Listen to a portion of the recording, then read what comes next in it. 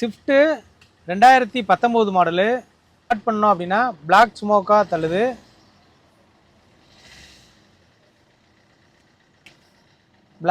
தள்ளுது.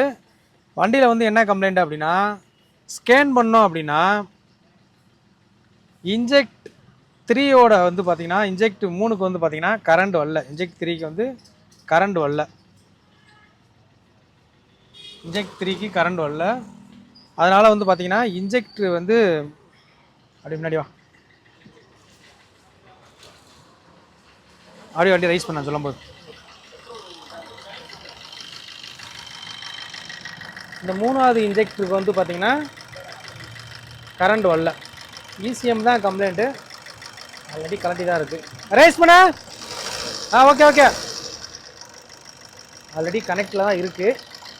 கனெக்டில் இருந்தாலும் சரி, கனெக்டில் இல்லைனாலும் வந்து பார்த்திங்கன்னா இந்த இன்ஜெக்டருக்கு 3ஆம் நம்பருக்கு மட்டும் கரண்ட் வந்து வரல. நம்ம வந்து பார்த்திங்கன்னா இசிஎம் போர்டு தான் கம்ப்ளைண்ட்டு.